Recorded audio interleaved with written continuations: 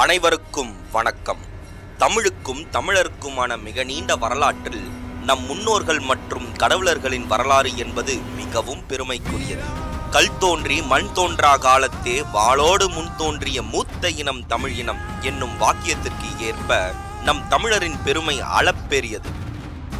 அதில் நம் ஆதிநாதனான சிவனில் தொடங்கி நமது ஆசீவகத்தை தாபித்த நமது வீட்டினன் வரை அவர்கள் கண்ட ஆன்மீகமும் அறிவியலும் தமிழரின் பெருமைக்குரியது.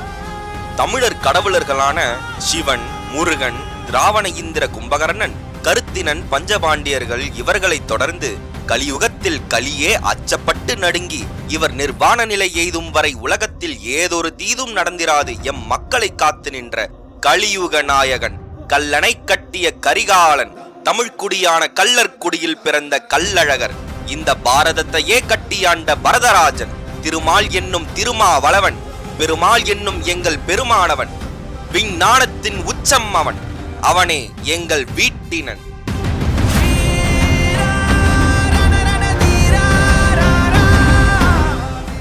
ஏறத்தாழ 3800 ஆண்டுகளுக்கு முன்பு இன்று கும்பகோணம் என்று அறியப்படும் இவ்வூரில்தான் நமது 3ஆம் தமிழ்ச்சங்கத்தை நிறுவிய திருமால் என்னும் வீட்டினன் பிறந்தார்.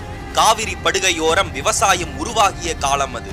பொதுவாக விவசாயிகளின் மேனியானது வெயிலில் உழைப்பதன் காரணமாக கருத்து கல் போன்று இறுகி காணப்படும். இம்முறையில் இருந்து காவிரி படுகையோரம் உருவாகிய குடிதான் கள்ளர் குடி. இக்குடியில் பிறந்ததாலேயே இவர் கல்லழகர் என்று போற்றப்படுகிறார். பின்பு குருகுலம் பயின்று சித்தர்களின் மகா சம்மதத்தின் அடிப்படையில் இந்த பாரதத்திற்கே அரசனாகிறார். பின் ஆய்விற்காகவும் நிர்வாக கட்டமைப்பை மேம்படுத்துவதற்காகவும் தனக்கு பின் மிகச்சிறந்த தலைமுறையை உருவாக்கும் நோக்கத்தில் இன்றைய திருச்சிராப்பள்ளி என்று அறியப்படும் இவ்வூரையே தேர்வு செய்தார். இவர் சிறார்களுக்கு பள்ளி நடத்தியதாலேயே இவ்வூருக்கு திருச்சிராப்பள்ளி என்று பெயர் பெற்றது. இவர்களை நாம் ஆண்டவர் என்று அழைப்பதன் காரணம் நம்மை ஆண்டதால் மட்டுமல்ல, மனித வாழ்வின் மேம்பாட்டிற்கு செய்தற்கரிய சாதனைகள் பல புரிந்ததன் காரணமாகவே நாம் இவர்களை ஆண்டவராக ஏற்றுக்கொண்டோம். அப்படி என்ன சாதனையை செய்துவிட்டார் என்று உங்கள் எண்ணங்களில் நீங்கள் வினாவலாம். நம் கற்பனைக்கே எட்டா வகையில் இந்த பேரண்டத்தை ஆய்வுகளின் மூலமாக தன் அறிவு கண்களால் கண்டார். பிராமண கற்பனை கதைகளில் பிதற்றலில் வரும் தச அவதாரங்கள் இல்லை அவர். இவர் ஒருவரே 100 அல்ல 1000 அறிவியல் அறிஞர்களுக்கு ஒப்பானவர் இவர். நாம் அனைவரும் திருமால் கோயில்களுக்கு சென்றிருப்போம். அங்கு எப்பொழுதும் திருமாலின் சிலை மிக நீண்ட பெரிய உருவத்திலேயே காணப்படும். ஏன் வேறெந்த கடவுளுக்கும் இல்லாத சிலைகளின் அளவில் இவருக்கு மட்டும் இத்தனை பிரம்மாண்ட சிலைகள்?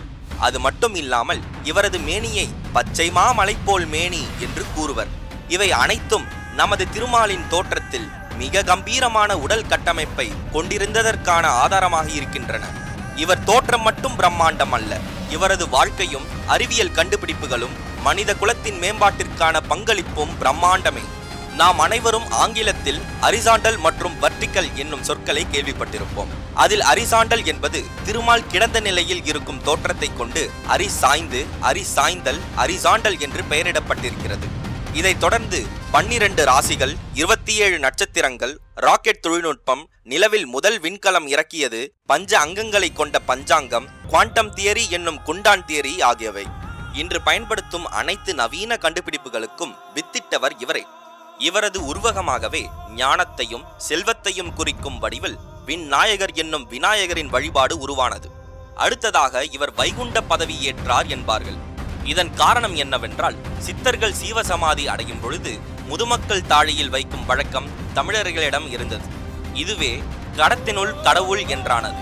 அதேபோல் நம் வீட்டினர் சித்தர் நிர்வாண நிலை எய்தி குண்டானில் வைக்கப்பட்டு சீவசமாதி அடைந்ததை குறிக்கும் விதமாக வைகுண்டம் என்றும் அன்றைய நாளை வைகுண்ட ஏகாதசி என்றும் நினைவு கூறுகிறோம்.